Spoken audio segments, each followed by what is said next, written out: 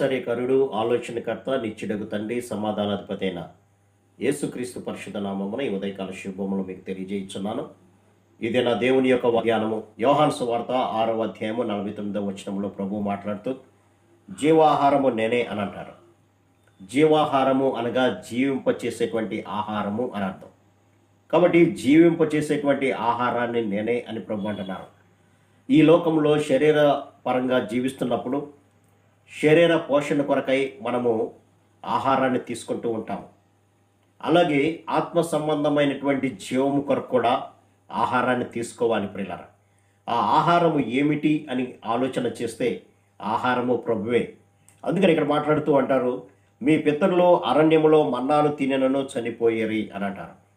అవును, ఈ లోకంలో శరీర సంబంధమైనటువంటి జీవము కొరకు తీసుకునేటువంటి ఆహారము వరి కానీ, గోధుమ కానీ, జొన్నలు కానీ ఇవి తిన్నా, లేదంటే ఆనాడు భయంకరమైనటువంటి వేదన స్థితిలో ఐగుప్తులో ఉన్నటువంటి ప్రజలను విడిపింపచేసి కనానికి వారు తీసుకెళ్లేటువంటి మార్గంలో వారికి ఆహారం కావలసి వచ్చినప్పుడు దేవతలు తినేటువంటి ఆహారం అయినటువంటి మన్నాను వారు తినినప్పటికీ కూడా వారు చనిపోయారు.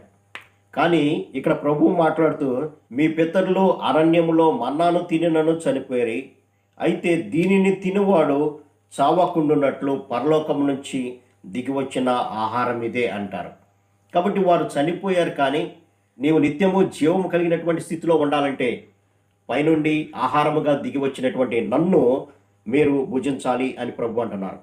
ఇది వినడానికి చాలా ఆశ్చర్యంగాను కఠోరంగాను ఉండవచ్చేమో, కానీ భుజించటము అనేది మనము జ్ఞాపకం చేసుకున్నప్పుడు నిజముగా భుజించటం కాదు, కానీ ప్రభువు మన కొరకు పడినటువంటి శ్రమలను, ప్రభువు మన కొరకు తన యొక్క శరీరాన్ని ఏ విధంగా అయితే గాయపరిచారో, మన కొరకైతే ఆయన రక్తాన్ని ఏ విధంగా అయితే చిందించారో దానిని మనం జ్ఞాపకం చేసుకొని దానిని విశ్వసించడమే ఆయనను భుజించడం ప్రకారం. అందుకని ఇక్కడ మాట్లాడుతూ, ఈయనని తినువాడు చావకుండా ఉన్నట్లు పరలోకం నుండి దిగి వచ్చిన ఆహారం ఇదే, పరలోకము నుండి దిగి వచ్చిన జీవాహారమును నేనే అని అంటారు. కాబట్టి చనిపోకుండా ఉండాలంటే ప్రభు అయినటువంటి యేసుక్రీస్తుని ఆహారముగా మనం స్వీకరించాలి. ఆహారముగా స్వీకరించడం అంటే అర్థం ఏంటంటే, ఆయన పడినటువంటి శ్రమలను, మన కొరకు ఆయన చిందించినటువంటి రక్తాన్ని, మన పాప క్షమాపణ నిమిత్తమే కదా ఆయన ఇంత ఘోరమైనటువంటి శిలువ మరణాన్ని పొందారు, ఎన్ని అవమానాలు పొందారు, ఇంతగా తను తాను తగ్గించుకున్నారు అన్నటువంటి విషయాన్ని మనం జ్ఞాపకం చేసుకొని ఆయన మాటల యందు విశ్వాసం ఉంచటమే ఆయనను ఆహారంగా తీసుకోవటం ప్రకారం. అయితే ఈ లోకపరమైనటువంటి ఆహారము మనల్ని మరణించేటట్టు చేస్తుందేమో, కానీ ప్రభు అంటున్నటువంటి మాట, ఎవడైనాను ఈ ఆహారము భుజించితే వాడు ఎల్లప్పుడూ కూడా జీవించును. అవును, క్రీస్తు రక్తము మనలను పరిశుద్ధపరిచి దేవునితో మళ్ళీ సహవాసం చేసేటట్లుగా చేస్తుంది.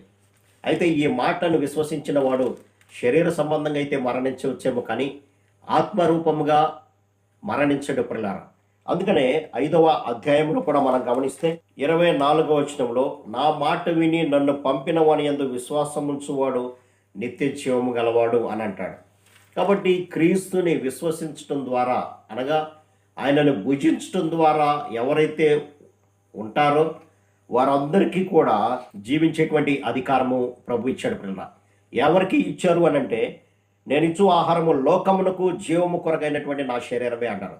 అంటే సమస్త మానవాళి, కుల, మత, వర్ణము, వర్గముతో భేదము లేకుండా, ధనవంతులు, పేదవారు అనేటువంటి తేడా అనేది లేకుండా ఎవరైతే క్రీస్తుని తమ సొంత రక్షకులుగా అంగీకరిస్తారో, ఎవరైతే వారి యొక్క ప్రతి అవిధేయత, పాపపు స్థితిని ప్రభు సన్నిధిలో ఒప్పుకొని ఆయనను రక్షకుడిగా అంగీకరిస్తారో, ఆయన శిలువ శ్రమలను జ్ఞాపకం చేసుకొని ఉంటారో వారందరికీ కూడా జీవాన్ని ఇస్తానని ప్రభు వాగ్దానం చేస్తున్నాడు. కాబట్టి జీవాహారమైనటువంటి ప్రభువుని మన హృదయాల్లో స్వీకరించినప్పుడు తప్పనిసరిగా ప్రభువు మనందరికీ కూడా నిత్య జీవాన్ని ఇవ్వటానికి సిద్ధంగా ఉన్నాడు పిల్లరా. కాబట్టి జీవింపచేసేటువంటి ఆహారముగా ఈ లోకానికి వచ్చినటువంటి యేసుక్రీస్తుని మన రక్షకుడిగా అంగీకరిద్దాం. తద్వారా ఆయన ఇచ్చేటువంటి నిత్య జీవానికి వారసులవుదాం. అటు కృపా పరిశుద్ధాత్మ దేవుడు మనందరికీ దయచేయను గాక. ఆమేన్. ప్రార్థన. సర్వశక్తిగా ప్రేమగల మా తండ్రి, మీరు ఇచ్చిన కొద్ది మాటలను బట్టి మీకు వందనాలు తండ్రి. నాయనా, జీవాహారాన్ని నేనే అని అన్నావు ప్రభా. ఎవరైతే మిమ్మలను నాయనా స్వీకరిస్తారో వారందరికీ కూడా నైనా నిత్య జీవాన్ని ఇస్తానని వాగ్దానం చేసావు ప్రభా. కాబట్టి మేమందరం కూడా మా ప్రతి అవిధేయత ఒప్పుకొని విడిచిపెట్టి మీరు మా కొరకు ఇన్ని శ్రమలు పడ్డారనేటువంటిది జ్ఞాపకం చేసుకుని దాని ప్రకారం మారు మనసు పొందటమే మిమ్మలను ఆహారంగా స్వీకరించడం అని సెలవిచ్చారు ప్రభా.